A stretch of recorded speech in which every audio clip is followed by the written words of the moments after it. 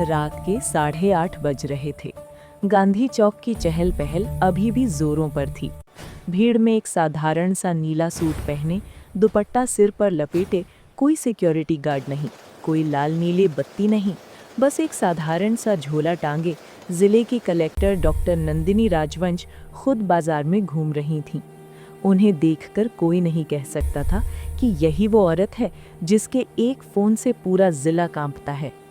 उन्होंने नजर दौड़ाई। एक कोने पर मन्नत चाट भंडार का ठेला लगा था। 48-50 साल का मजबूत कदकाठी वाला आदमी, नाम था ललन प्रसाद। माथे पर पसीना, आंखों में चमक, ग्राहकों को तेज तेज प्लेट थमा रहा था। नंदिनी ठेले के पास रुकी। भैया, एक प्लेट स्पेशल चाट, वैसी जो मुंह में आग लगा दे।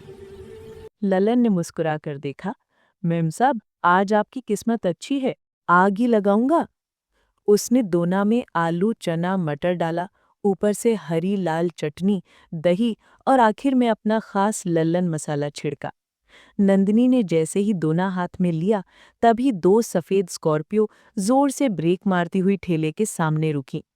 उतरते ही 4-5 लोग, जिनमें सबसे आगे था इंस्पेक्टर वीरेंद्र प्रताप सिंह उर्फ वीपी सिंह। मूछें तनी हुई, आंखें लाल, कमर में रिवॉल्वर लहराता हुआ। अबे लल्लन, फिर यही लगा रखा ठेला? कितनी बार बोला, फुटपाथ पर धंधा नहीं चलेगा। ललन का चेहरा एक सेकंड में सफेद, हाथ जोड़ लिए। साहब, थोड़ा साइड में लगा है, किसी को तकलीफ नहीं।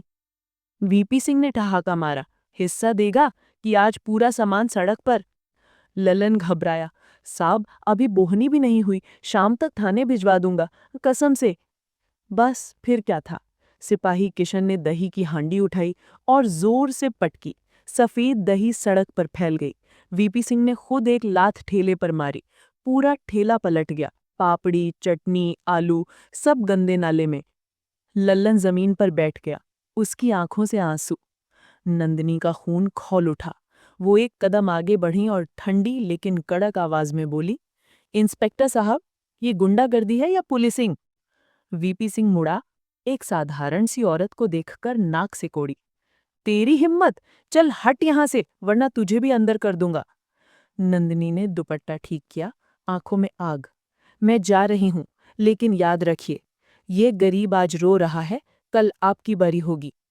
वीपी सिंह को लगा उसकी वर्दी पर कीचड़ उछला है। भीड़ के सामने एक औरत उससे उलझ रही थी।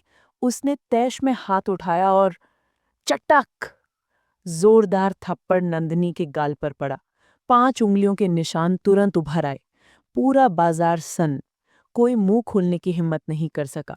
फिर वीपी सिंह ने आदेश दिया, इसे गाड़ी में डालो, थाने ले चलो, आज सारी अकड़ निकालेंगे।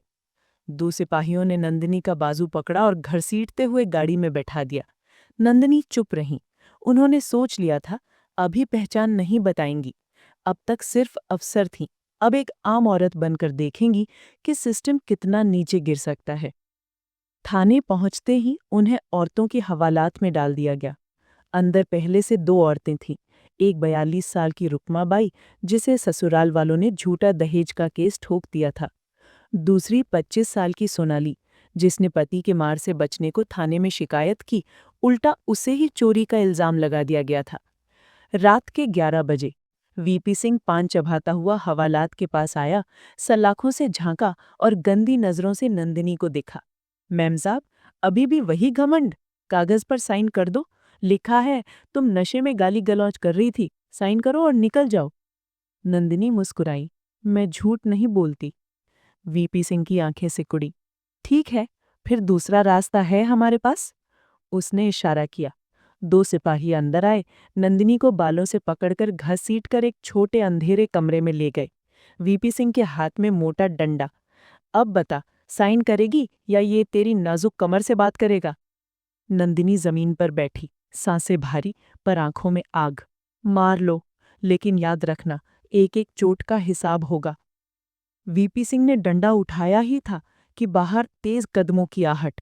दरवाजा धड़ाम से खुला। अंदर आए डीएसपी राघवेंद्र शर्मा। उन्होंने दृश्य देखा, चेहरा सख्त। वीरेंद्र, ये क्या हो रहा है, एक औरत के साथ? वीपी सिंह हड़बड़ाया। सर, ये बदतमीज थी, हंगामा कर रही थी।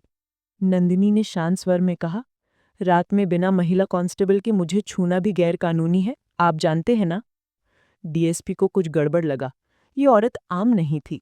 उन्होंने वीपी को डांटा और नंदिनी को वापस हवालात भिजवा दिया। कम से कम आज की रात के लिए वो बच गईं। सुबह 7 बजी हवालात का दरवाज़ा खुला। वीपी सिंह ने तंज कसते हुए कहा, चल मैम साहब, तेरी जमानत हो गई, कोई पत्रकार तेरे लिए आया है। बाहर एक 28 साल की लड़की, नाम था तमन्ना अवस्थी, फ्रीलांस पत्रकार, कैमरा लिए खड़ी थी।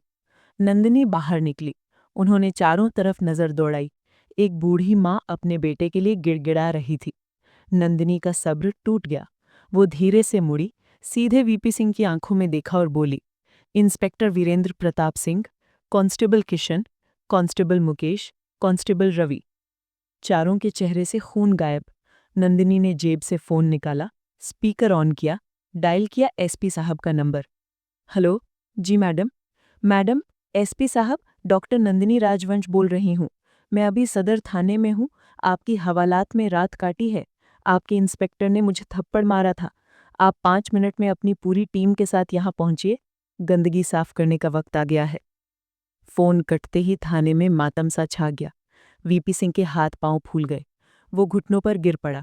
मैडम, हमसे बहुत बड़ी गलती हो गई, हमें माफ कर दीजिए।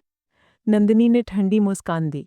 गलती इसलिए नहीं कि मैं कलेक्टर हूँ, गलती इसलिए कि मैं एक औरत हूँ। अगर मैं कलेक्टर ना होती तो आज मैं यहाँ जिंदा भी ना होती। ठीक 7 मिनट बाद पूरा थाना पुलिस के बड़े अफसरों से भर गया।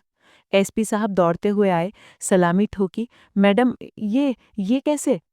नंदिनी ने एक एक घटना सुनाई, फिर हुक्म दिया, इंस्पेक्टर वीरेंद्र प्रताप सिंह और उनके तीनों साथी तत्काल प्रभाव से सस्पेंड, एफआईआर दर्ज हो, महिला पर हाथ उठाने, अवैध हिरासत, मारपीट की कोशिश, लल्लन चाट वाले का पूरा नुकसान इनकी सैलरी से वसूल होगा, और हवालात में बंद रुकमाबाई और सोनाली को अभी रिहा करो। उनकी फाइल मेरे टेबल पर।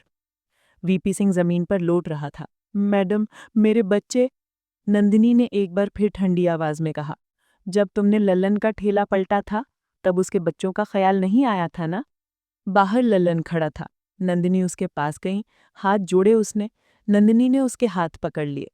मुझसे माफी मत मांगो भाई, मैंने अपना फर्ज निभाया। आज से तुम्हारा ठेला कोई नहीं हटाएगा। नगर पालिका से परमानेंट अलॉटमेंट करवाती हूँ। तमन्ना का कैमरा सब रिकॉर्ड कर रहा था। लाइव स्ट्रीम चल रही थी। पूरे राज्य में खबर फैल गई। कलेक्टर मैडम ने भेस बदला, पुलिस वालों ने थप्पड़ मारा, फिर हुआ कयामत का दिन।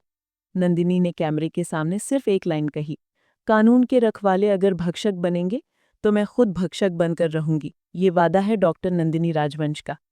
और उस दिन के बाद जिले में कोई पुलिस वाला बिना वजह किसी गरीब का ठेला नहीं छूता था।